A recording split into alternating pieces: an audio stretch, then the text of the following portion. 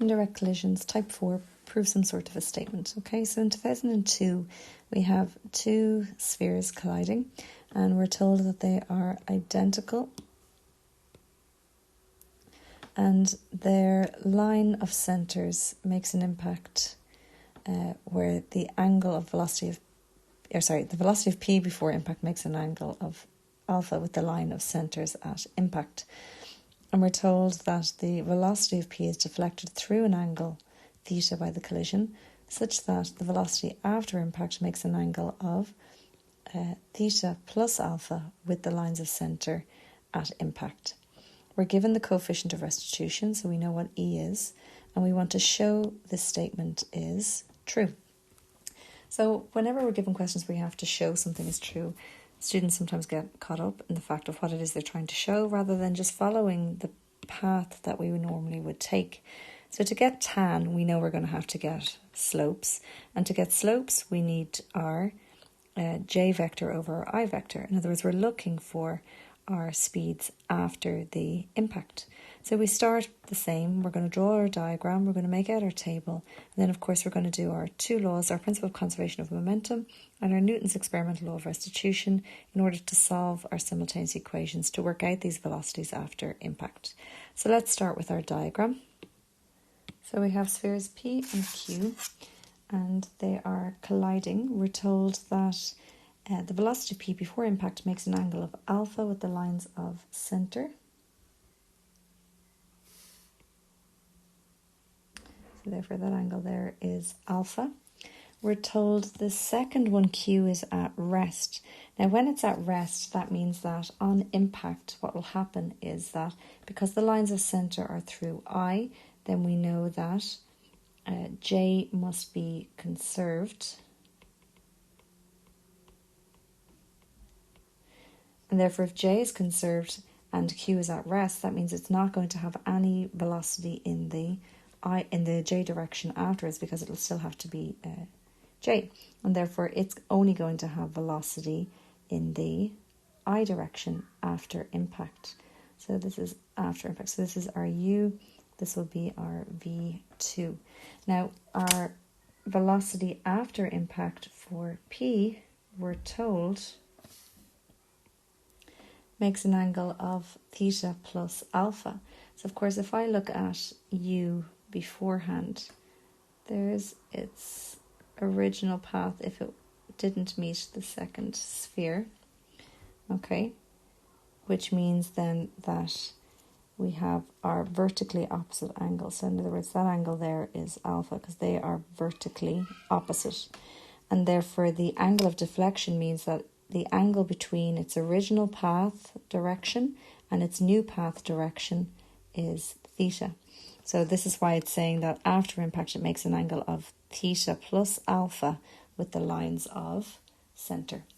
Okay, but overall, with respect to the lines of center, that would be its new angle. So it's theta plus alpha. Okay, so let's make out our table then. So I should call that V1, sorry. Okay, so to make out our table, we're doing our before, our mass, and after. Remembering that J is conserved.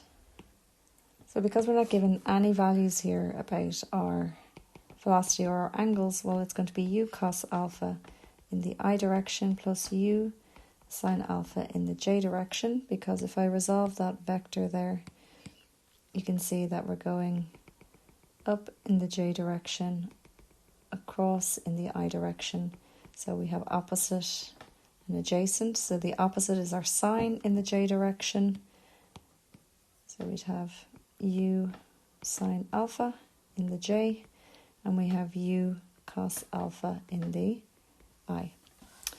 So if we fill that into our tables, it's not going to shorten down, so it's just U cos alpha plus U sine alpha J. We have identical smooth spheres, so P and Q are both mass m.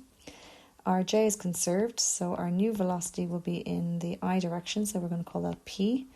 And then we have U sine alpha J. And of course, as I said to you before, if you want to use V1 and V2 or P and Q, that's totally up to yourselves. Q is at rest, so we have 0 in the I direction and 0 in the J direction. And therefore, because J is conserved, our new velocity is in the I direction, so we're going to call that Q.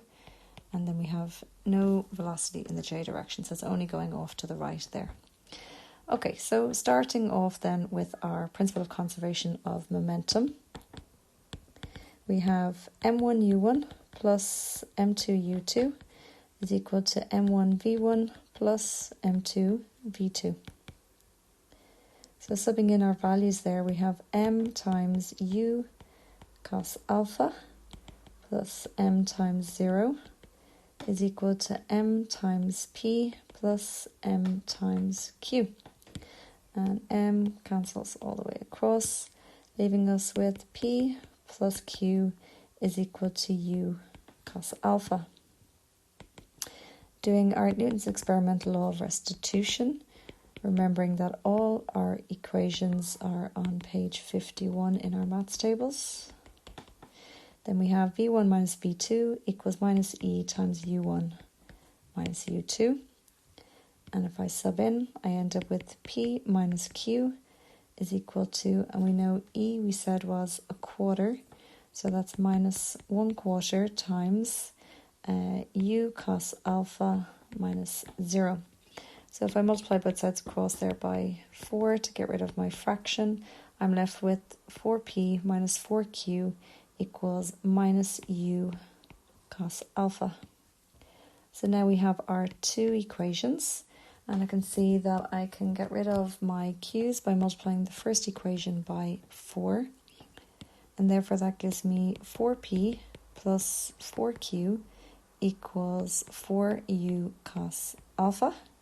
And then we have 4p minus 4q equals minus u cos alpha. So lining the two equations up and cancelling our q's, we end up with 8p is equal to 3u cos alpha, and therefore p is equal to 3u cos alpha all over 8. So now we have p. We're going to sub p back into either equation 1 or 2. I'm going to go with equation 1, and that's going to give me 3u cos alpha all over 8 plus q is equal to u cos alpha. In other words, q is equal to u cos alpha minus 3u cos alpha over 8. So 8 is our lowest common denominator. And therefore, if I multiply u cos alpha above and below by 8, I subtract it from minus 3u cos alpha over 8, I'm left with 5u cos alpha all over 8. Okay. So because we're looking for our tan of our angle, what we need to do then is set up what is our velocity afterwards. So velocity afterwards for p then is going to be 3u cos alpha over 8 in the I direction plus u sine alpha in the j direction.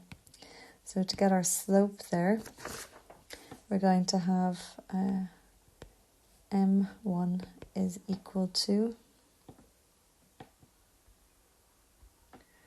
so for m1, if we just go back to our first diagram, I'm going to call this beta, so the angle with respect to the lines of centre, and then obviously we'll get the slope beforehand. So the slope beforehand is going to be the slope of u here, which is essentially tan alpha, and then we have to get the difference between the two.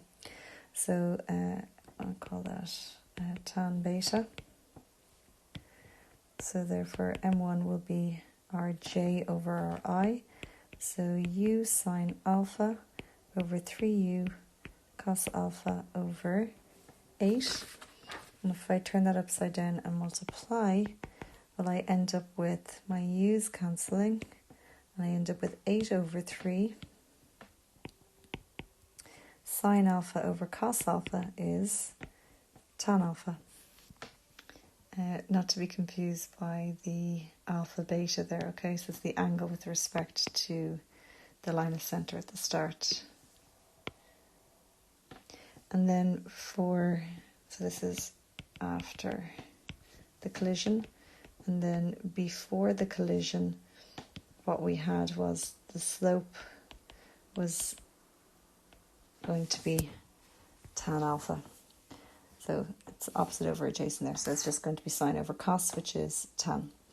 So therefore tan theta, if I just do a little sketch there, that was its original line beforehand, making an angle of alpha.